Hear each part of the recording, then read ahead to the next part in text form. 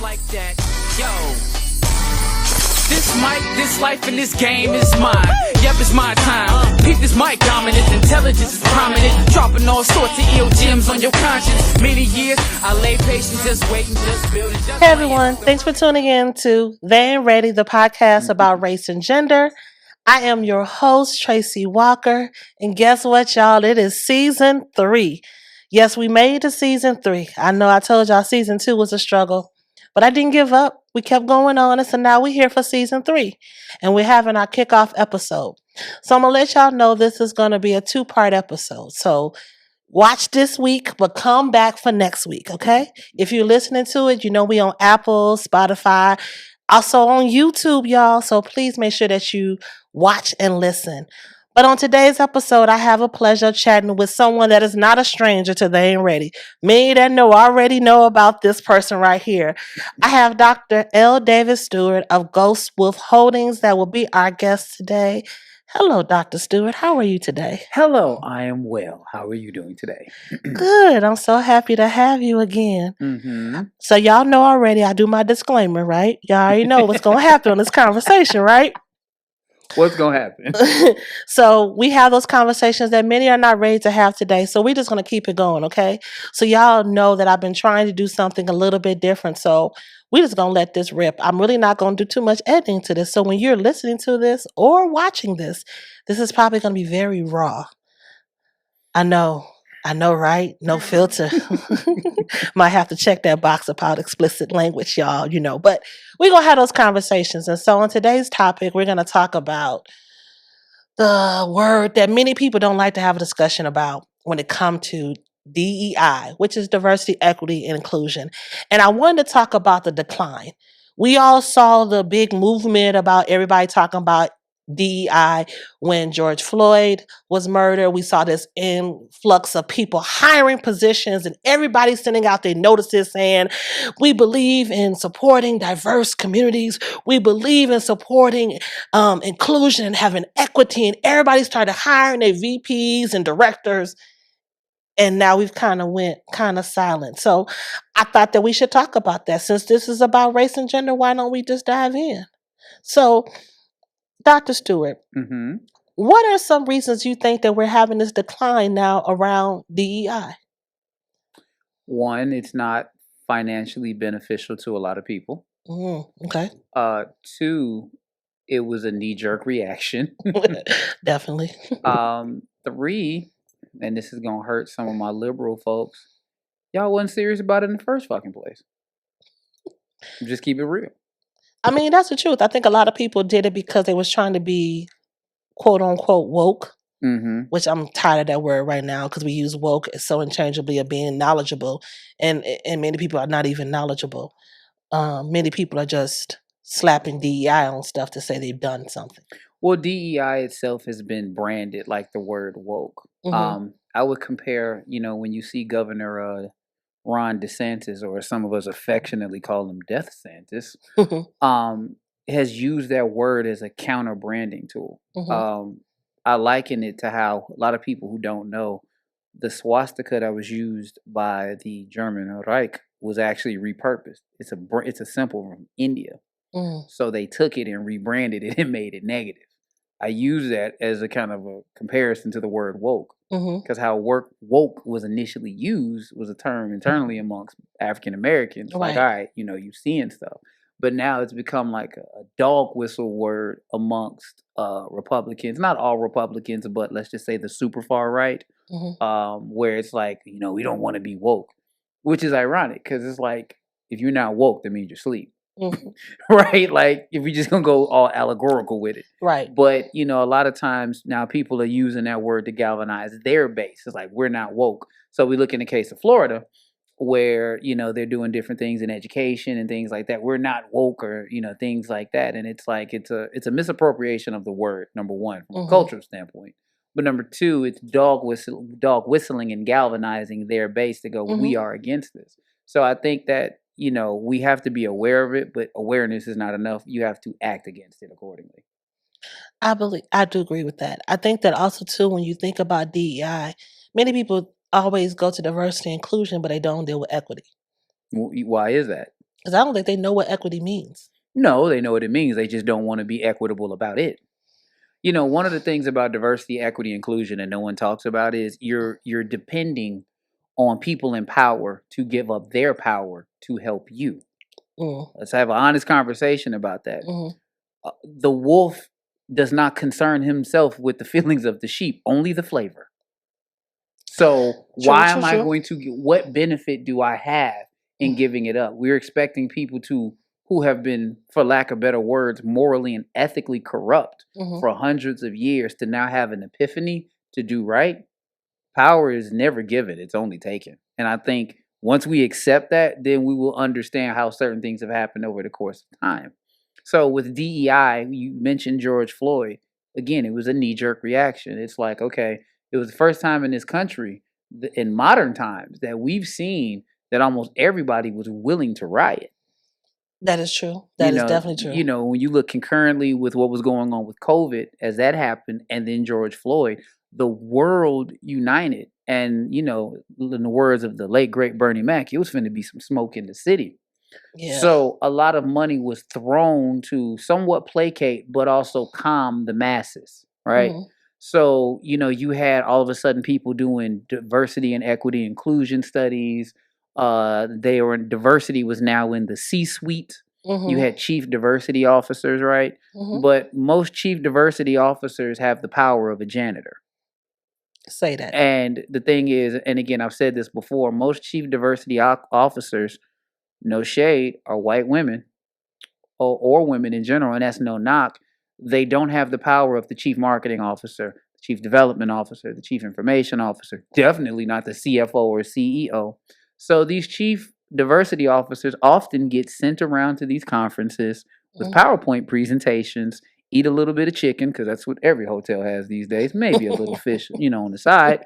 And then we're going to talk about how we're going to, you know, help these people. Now, the reason I brought up the issue with, you know, non-women of color who are, you know, chief development officers, in the words of Dave Chappelle, you were in on a heist, you just didn't get the cut you expected, right?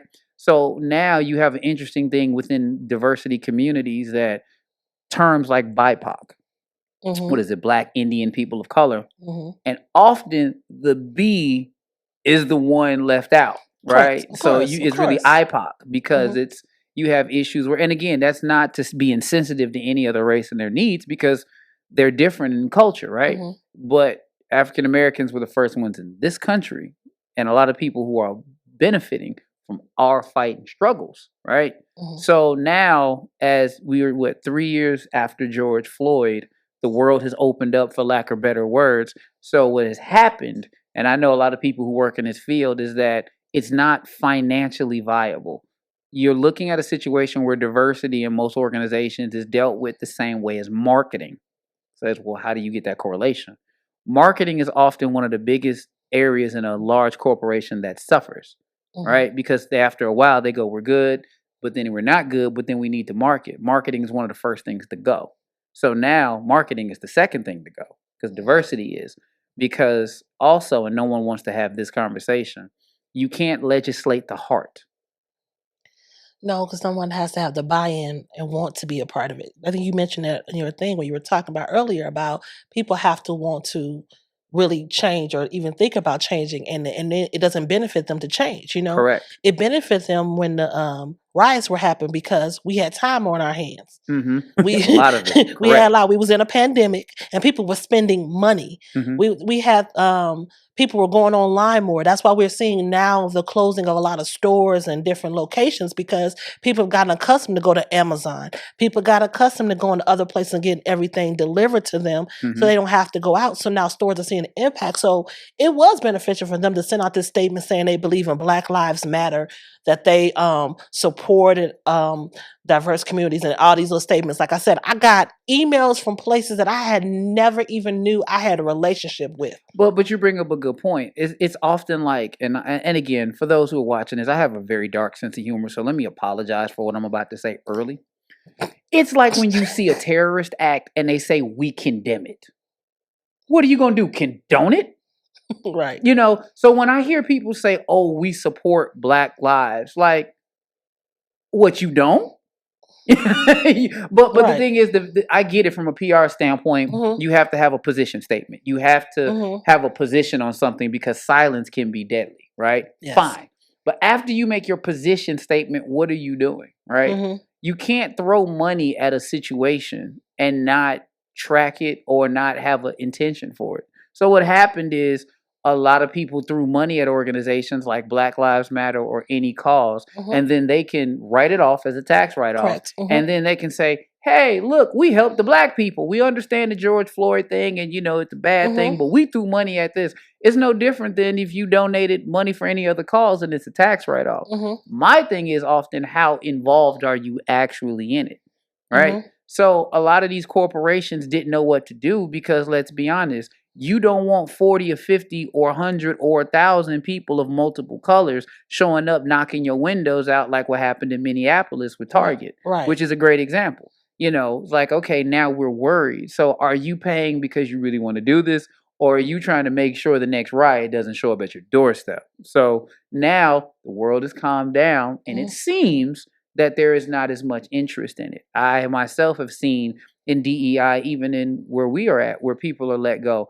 And again, my thing is, so what happens when the next George Floyd happens? Because it's going to happen again. I mean, we don't even have to get into violence against African Americans by police and so on and so forth. So when the next one happens, so now do we use the same playbook?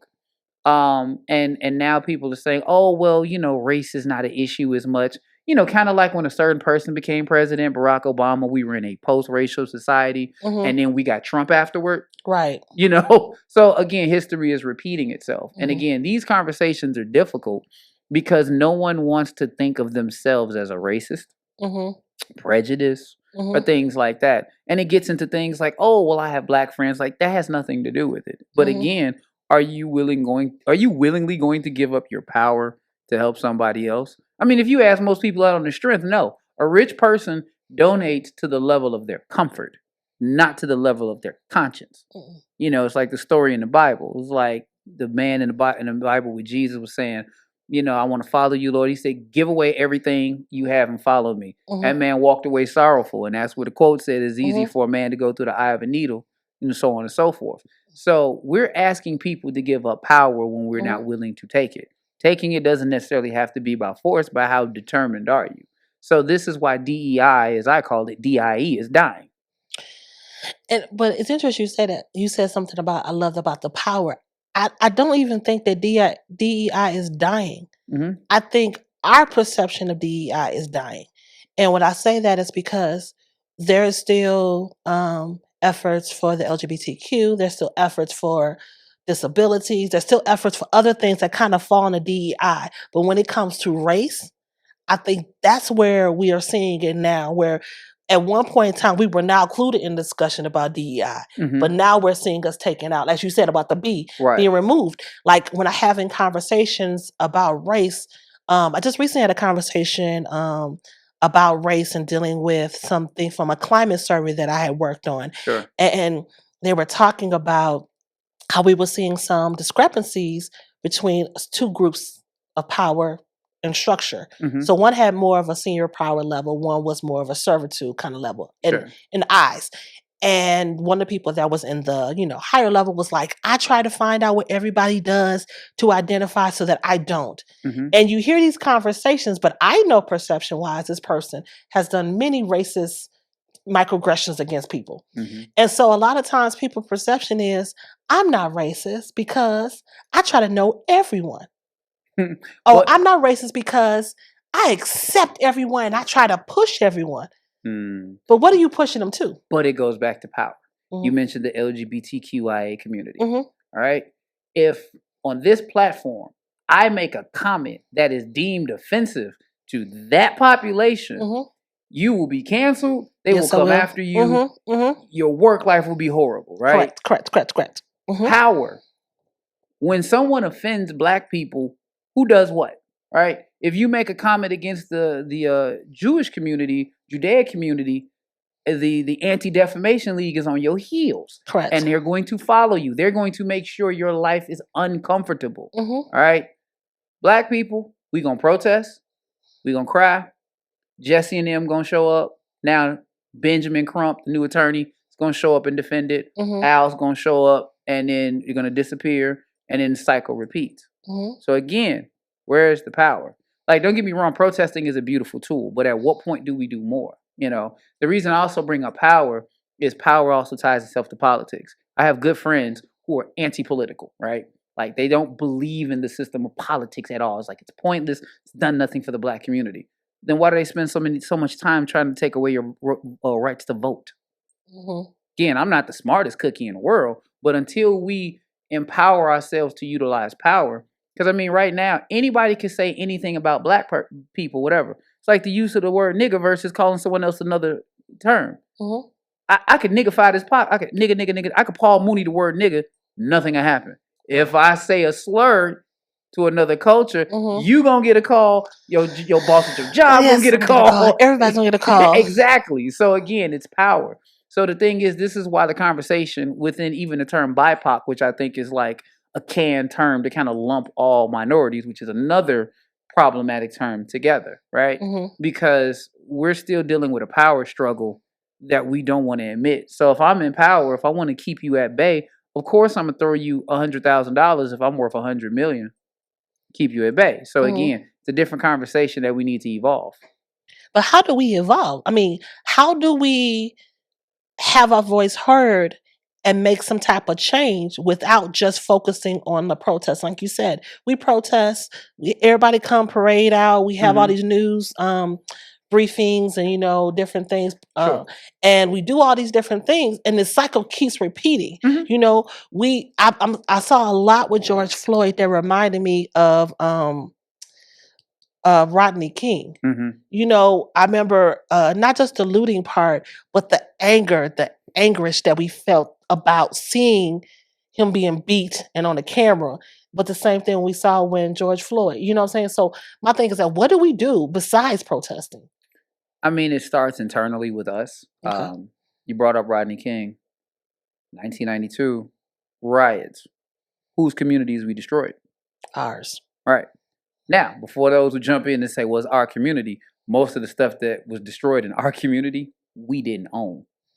And then we lost resources to help other people, just like with George Floyd. We trashed pharmacies where elderly were not able to get their medicines. We trashed grocery stores when we live in deserts, and that may have been the only source of resources for someone that was living in the surrounding area that didn't have a car. This is what we did during those riots. Right. So to me, economic development is something I'm seriously focused on now. So for instance, you know, the black dollar circulates less than an hour? So what are we doing to support ourselves, right? I'm a firm believer of helping oneself. You know, I think people will help you once you prove you're going to help yourself. I think we need to take back our communities and build our communities bit by bit, like the block by block thing. I love seeing that. Like, but then I look at our communities, it's like I'm tired of seeing 4 chicken spots, a hair spot, a liquor store, 10 churches in our community, right? How can you make a community thrive, right? You know, it struggles when you got to go to the other side of town to get you something healthy after 6 o'clock because you know everything else is going to be fried down and laid to the side, right? Right. So it's stuff like that. But then also take pride in your community. It's simple things. Stop littering. As crazy as that sounds. Like, you know what? I know people, I get at them, they throw stuff out the car. I'd be like, bro, if someone threw that at your crib, you'd be ready to fight. Take pride in yourself. Take pride. Everybody ain't going to be rich, but it's the little things. I think also just getting back to talking to each other. Like, what we're dealing with, again, my opinion, is the crime of today in cities like Chicago and everywhere is very different from a criminology standpoint, because this crime is with kids and people that have no concept of pain. Yeah. You know, and again, these are the kids of the people or the kids that grew up, you know, post, you know, 80s, 90s drug babies, right? Correct. So we have to pay attention to this from a sociological perspective. Like, these kids grew up thinking jail was cool. You know, I often joke, our generations were the drug dealers, these are the drug users. Yep. Right? So it's approaching that. And in our community, being aware of mental health too. Because some of us who were raised in the church, we had people who didn't respect mental health. Like, you know, and I'm born and raised in the church. I'm a PK. Some people rolling their eyes over Oh, a You know, PK. yeah, exactly. But you know, we had people that were like, if I was having a mental issue, people would be like, "Boy, you ain't finna lay down on the tracks, is you?" Well, mental health is real in our community. Mhm, You got people who are raised in these cities who got the same level, if not higher, of PTSD that soldiers have from Iraq and Afghanistan, right? mhm, So we got to overcome a lot concurrently. And the old adage, the only way you eat an elephant is one bite at a time. Pick your area and work on that. And then you got your area, and we all need to work together because we have unrealistic expectations mhm. of change, meaning we want revolution over evolution. Anyone knows the difference? Evolutionary change is slow in process. I mean, most because I say that because most people aren't willing to die for this cause, which I understand. I'm not Mhm, mad at, mhm. you know. But if you're not willing to die for the cause, fine. What are you willing to do to change it? And lastly, most people don't want to make the change if they don't see the benefit of it. The truth of the matter is, things that I do and other people will do, I will not see the fruit of my labor. But if you're thinking generationally, this will be for my niece and other people going forward. We want it now, and if we can't get it now, we turn apathetic. But to the point you said, you're willing to do stuff to help the generation that's coming behind you. And I think that's been a kind of disconnect that's happening. You know, I remember talking to my family about the generation under us and talking about how they don't have the same struggle we did, you know. And people say, well, what struggle did you have? I said, we were one generation removed from the civil rights movement. Mm-hmm. So we heard the stories of the dogs, you know, we remember seeing the videos, you know, we remember when Martin Luther King's birthday became a holiday. We saw, you know, if anybody understands hip hop was birthed a lot through the struggles. So you heard we told our stories about what was going on in our communities through our music. And so Mm-hmm. this generation now, like you said, went from the drug dealers to the drug users. This generation sometimes don't have a struggle, and I'm not coming for y'all, so don't think I'm coming for y'all. But I think sometimes that struggle is not there, so they don't understand or sometimes how to go about fighting for themselves. And I think sometimes we get tired of fighting. And, you Mm-hmm. know, like I get tired having to fight every day to deal with the resistance to diversity. And people don't even know they resist in diversity. So anybody knows me, I work in higher education, and I've been in higher education for many years, and I've seen racism throughout higher education. I worked as a director of financial aid. Yes, I know. I was the one that told you couldn't come to school if you didn't have your financial aid taken care of. I was the one that had to let people know they had to stop going to school because they ran out of money. Mm-hmm. Unfortunately, I had the crying conversations in my office. And it was hard to have these conversations because I also knew that the government had not caught up to what was really going on. Mm-hmm. They had not caught up to how uh, someone could make $60,000 but still couldn't afford to send their kid to school. Gross versus net for those who don't understand. Exactly. And then also knowing the expenses of where they live and different things in life and stuff like that, you know, it hadn't caught up. So I've seen it a lot. And sometimes the fatigue gets there, Mm-hmm. you know. And so I asked this because I'm gonna keep fighting. You know, I'm gonna fight until I have no breath in me because someone has to. Someone has to. You know, this podcast has kind of been started to have these race conversations. And I'll be honest, I started to have these conversations just generally. We're gonna talk about race in general. Mm-hmm.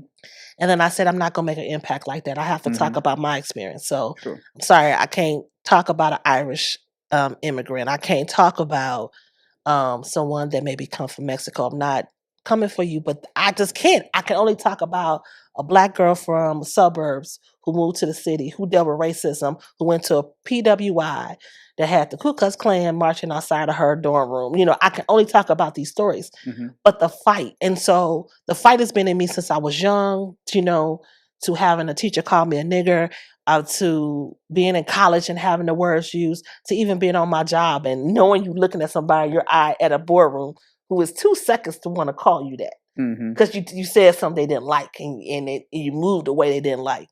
Yeah. And so I get to the point to say is how do you address the fatigue, the resistance? You know, the decline of, I think also decline of EDI is people are tired of fighting. Mm-hmm. So how do we motivate them to keep on fighting for a generation behind them? For a generation they feel that don't even know the fight is even needed or not even invested in the fight. Conversations like this, number one, but then two, sometimes you just have to stop yourself. Okay. um, anyone who understands war, like war is not meant to last forever. Fighting literally is not meant to last forever. At some point, it's not like the movies where you can just run through and keep fighting. You got to stop. You got to recharge. And you got to make yourself better and remember your why. And then inform and educate, make aware. You brought up a good point. Like, this generation doesn't know the struggles that we did, but you're not gonna come for them. But I will, because you got the Googles and the internets.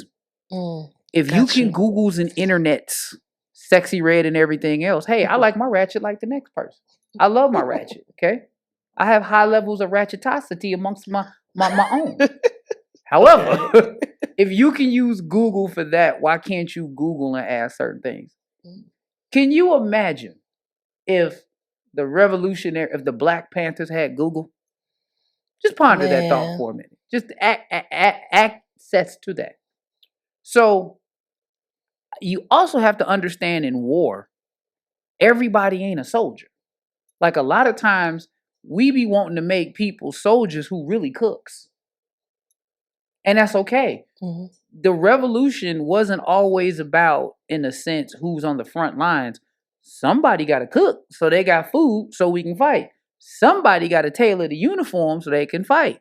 Like, know your role. I think, again, if you're looking at this using that type of logic, find where you fit in. That's because when you're passionate about something, fatigue doesn't last as long.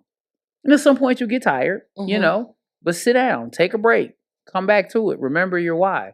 We as a culture, in my personal opinion, don't want to fight. And again, if this is going to get me heat, you know what? 2023 is a year of been smoke, and I'm the walking fire extinguisher. We really don't want to fight. We really want a leader to do all the work, so when they mess up, we can blame them. So people go, Dr. Stewart, where you going? When we look at what happened in the 60s, Medgar Evers passed, was assassinated. Yes. Martin Luther King was assassinated. Malcolm X was assassinated. I'm going to make some people mad. But again, I'm with it. Among some of the older population, they say if Jesse was worth something, he would have got hit on that balcony too. But it's easier to make yourself a leader with no accountability. Because with a lot of what I see with us, we want the next leader. So that way they can go in the trenches. They can get the rocks thrown at them. So we turn up and be ratchet. But afterward, we could be like, hey, why ain't the mayor doing this? Why ain't the alderman doing this? Why ain't the president doing this? So my frustration is, a lot of people will put the weight on politics of other people. Cool. But what are you doing in your own circle? Again, everybody ain't going to be Martin, Malcolm, and Medgar. Are you talking to the kids? What can you do on a small level? So the thing is, until we are as engaged in our development as we are as wretchedosity and destruction, this is a circular conversation. I love that you brought up about the next leader. And the reason I've had this conversation several times with people, because in two parts. The first part is Barack Obama. Everybody that I have this conversation with talk about, Barack Obama was the great white hope. We had all our hopes and dreams on him. And so you have some who said he did an amazing job as president, but you have a sector of our community that says he didn't do nothing for Black people. And I love it. And when they say that, I get irritated. And it's not because I'm just this big Barack Obama fan, and I'm not coming from I don't got a problem with him. He did his job.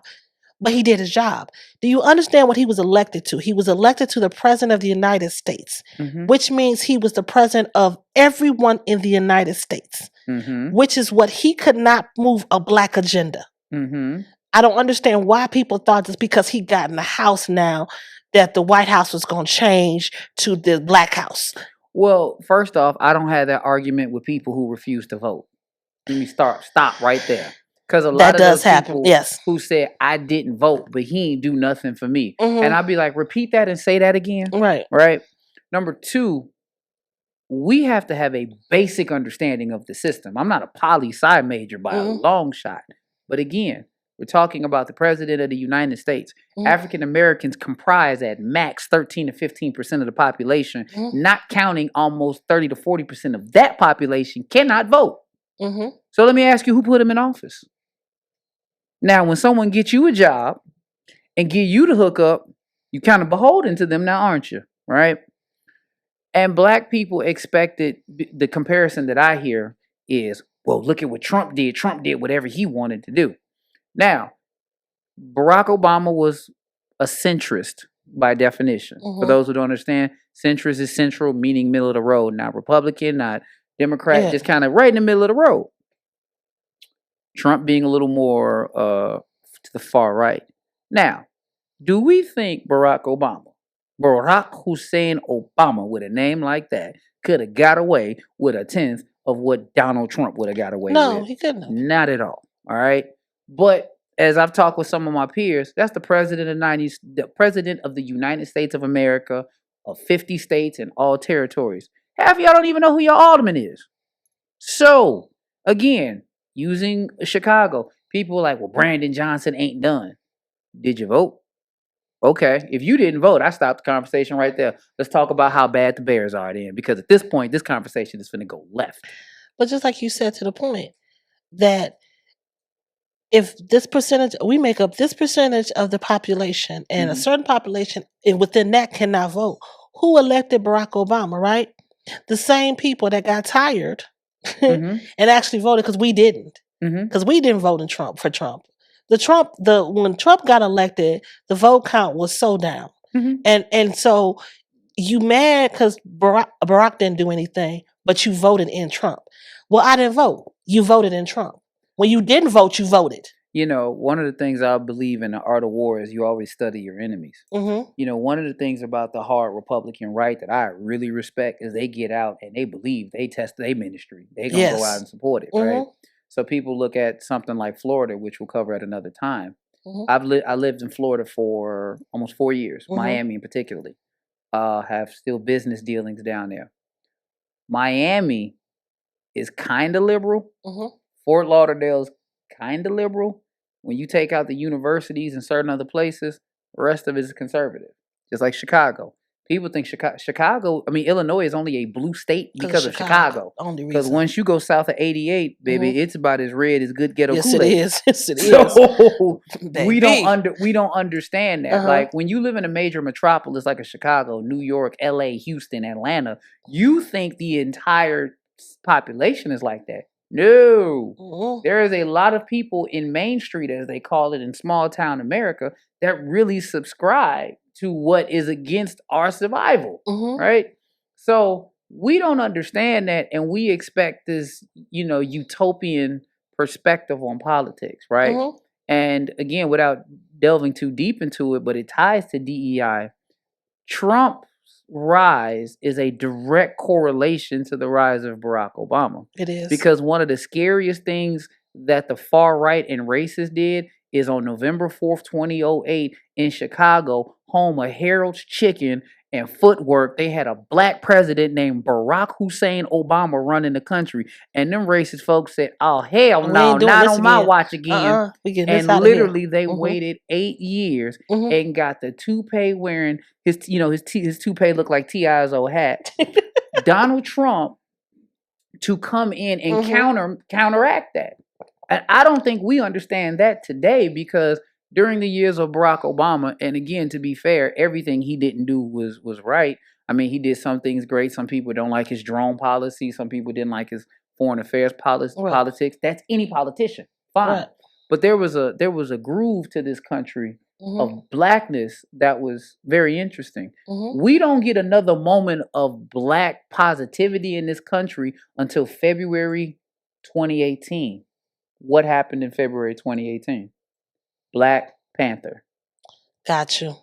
So That movement. Yeah. when Trump became president in 2016, I often joke that the Chicago Cubs sold their souls to become World Series because a week later Trump became president. But there was a shift in the country, right? But going back, when President Obama became president, there was the Tea Party. That was the warning of what was to come, right? You had the birther movement. What president have we ever questioned where they were born at, right? So when Trump came in office, it was a literal undoing because the scariest thing to racist people is black people getting mad and being aware of what was done to us for 400 years. That's a scary thought, to a lot of people. So for us, understanding DEI can only be a stepping stone. And that's a hard conversation because as long as you're at the will of other people giving you handouts, how will you ever grow? So DEI has to DIE at some point for us to elevate. Yes, because we rely on that to give, like you said, the open door. I didn't look to any programs, and we'll get into those too, but I didn't look into any of those programs to get in school. I worked my butt off. Yeah. I was told, I was raised. See, I came from parents that told me there was no option for me. Like college and higher education or being an entrepreneur, there was no option for me. This is what I'm going to do. It wasn't a choice. Like I can just be, creative. No, my mom, and I'm not, like I said, I love being creative. My mama didn't believe in that. They believed in, she was like, but I said, Mama, I want to go to be an actor and go to theater. She said, okay, that's nice. She said, so what law school you going to? And I was like, well, Mama, she's like, no, you're going to have a degree and a career because I need to make sure that you're established to be able to have it because no one's going to hand it to you, And I say that because I had the experience of my mama telling me about how they had to sell her child at home because the Ku Klux Klan came out one night with the hoods and everything on the horses and told my great grandmother, that if she didn't sell this property to them cheap, next time they come back, they're going to burn the house down. And so my grandmother had 40 acres and had to sell it for pennies. And my family moved up here. So I heard those stories. My mama told me about all that. So the drive was in me that I don't need you to tell me or help me. I'm going to get it myself. And it's still been that drive today. And I think that the point you're saying is I can't wait for DEI to be the reason why I get in the door. Like somebody really opens the door for me, Right. And DEI, just like, let me be clear. Things like affirmative action, DEI, set-asides were and are still needed in a lot of cases because there are some people who go, all right, well, we don't need this at all. Right. The problem is we are not in a position of power. Correct. Okay. So for instance, when we look at in the case of education and they're trying to rule on things like affirmative action, if you take out HBCU college presidents, how many college presidents look like me or you? Right? Yeah. So we still need to do that because as I said earlier, you cannot legislate the heart. Most people like diversity, equity, inclusion when it's at the bottom of an organization. Oh, sure. We'll hire some interns that are black. We'll get some, kids from the neighborhood because it looks good. It's a great PR. But what happens when that kid from the hood who grows up with fitted hats grows up to be me, Dr. Stewart, with the same fitted hat and all the accreditations that you need and still say motherfucker like Samuel L. Jackson? Well, that gets a little uncomfortable. And I told you I'm going to have to check, right? So they're here to go check. Go ahead. Yeah, motherfucker, same word. Go ahead. But the thing is with the set-asides is the concept of any of these programs is springboards, right? You springboard to do something. And when you get somewhere, the concept is you give back so that way we can grow. Correct. Right? So, for instance, I use an area that I'm very familiar with. And my background is architecture, construction, business, and real estate as well. So in a city like Chicago, there are set-aside programs for MBE, WBE, DBE. So when someone bids on a project and it's city-related work, let's say white company A gets the bid. They have to set aside 26 to 6% to a minority owner. Right? Okay. All right, cool. So you want to make sure minorities are getting work in this area, right? The question I started asking is, I went to same school that person went to. I got the same education that person got. So why I got to wait for him to hand me a plate, right? Okay. All right, cool. You start off like that. Go ahead, get your beginnings, but springboard to do something else. So that way you become a major provider of opportunity for those that look like you, right? But we don't see that. We get people that can make whole careers off set-asides. I don't want the crust of the pie. I want the pie. In the words of Eric Carmen, I want my pie. So there we have it. An affirmative action. One of the things that irritates me in an affirmative action, and I've I've went to school out of the country numerous times. Mm-hmm. People will look and go, oh, well, affirmative action got you in. Affirmative action didn't get me into school when I went to the Free Universität in Berlin. I was actually good. Affirmative action didn't get me in the University of Toronto, which is like Yale in Canada. I was actually good. Imagine that. Mm-hmm. But in the United States, we know we are so screwed up as a country. We got to put programs in because if we leave you to your own devices, you will not do right. Mm-hmm. Let's think about that. What even that means. Mm-hmm. Affirmative action came about because Black people who were qualified were not getting opportunities. It wasn't that they were checking boxes. It was Black people that went to Howard's, Hamptons, Tuskegee's, FAMU's, just like the folks in the Ivy League. And because of the color of our skin, y'all didn't want to give us a shot. So affirmative action tried to level the playing field. So when I hear people say today, oh, well, we don't need affirmative action today because, that was a past time. Okay, for you universities, tell you what, let me see how many Black people you recruit that ain't got a sports scholarship. In the words of Cat Williams, don't worry, I'll wait. And don't look at their marketing to think that they're recruiting because their marketing has that one token Black person. Mm-hmm. Usually a Black guy, no facial hair. Yeah. Black girl with curly hair. Just enough Black, Mm-hmm. And I had this conversation with my alma mater. I've been very vocal about my conversations I've served on our Black Alumni Board as the president. And so we had a conversation because we were talking about the marketing and talking about how we show diversity, equity, and inclusion. And so I said I got calls from alums because when you're the president of any organization, all the alumni call you like, what you gonna do? Right. Like you said, Jesse, what you gonna do? Kind of thing. And so I was like, so I went and asked a question. I said, hey, why is there not diversity in our marketing? And you know what they told me? She's Black. And they pointed to her. And I said, you don't even see the problem with you pointing, saying she's Black. I was like, one, she is ambiguous because you can't tell if she's Black, mixed, whatever. I said, you don't know if she's Hispanic. You can't really tell because that's what you gave for. You want to get an all for one kind of shot. Secondly, when you can point in a picture and say, she's Black, but I can point all here and say she's white, he's white, he's white, he's white, he's white. So let's make a correlation that no one makes a correlation for. And you bring me on these shows because I'm spicy and I say the things that I'm about to say. I do like a little spice. If y'all don't know that by now, I do. So I'm going to ask the viewers and I'm going to answer it. What do CDOs, marketing people, marketing managers in companies, and HR resources all have in common?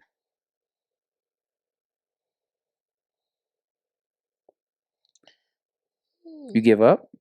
I'm going to allow you to answer that. Most of them are white women. Oh, I was going to say they were white, but white women. You know what? Okay.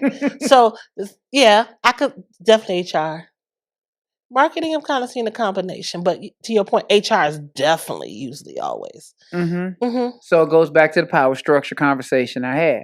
So if I don't see me in HR don't see the value in me being there unless they need something specific.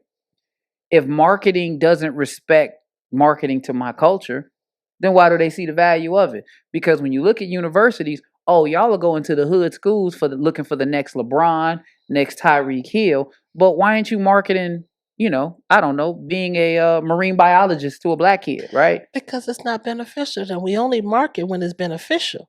And who's doing the marketing? Of course, we know that. And so to the point is we marketed that, and I told him, I said, you didn't market this to a diverse population to show me because you didn't want me.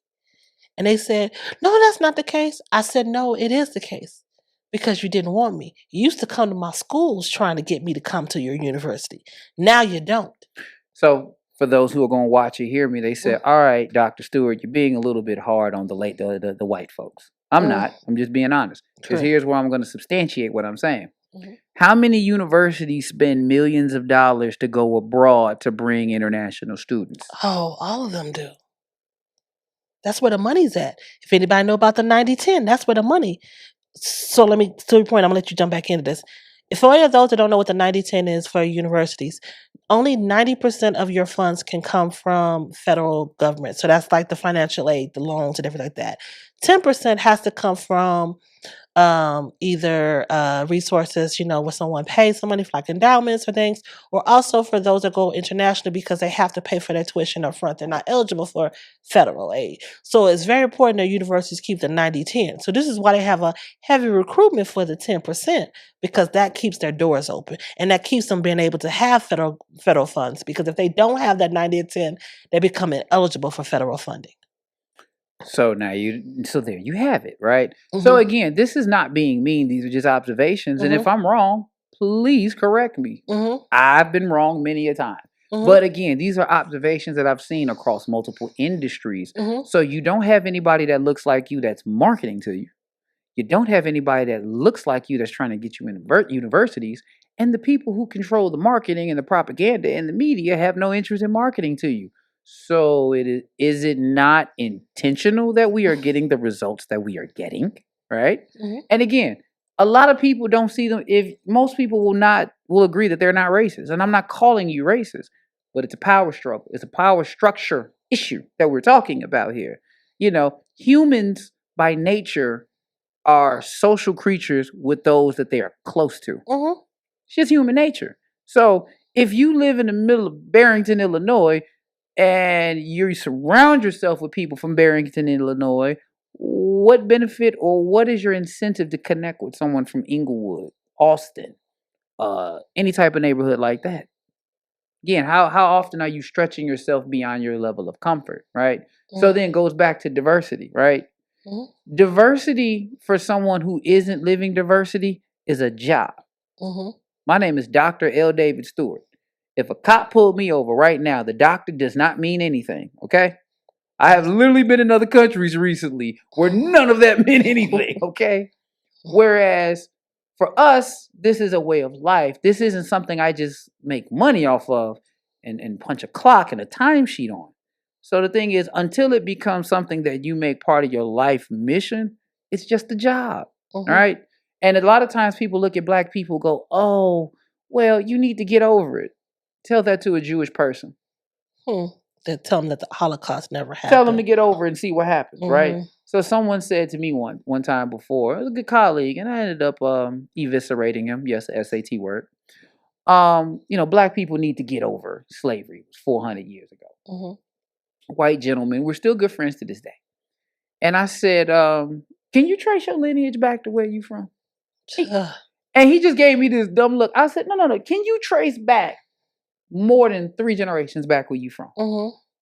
He said he was from Ireland, this, that, and the third. I said, ask me the same question.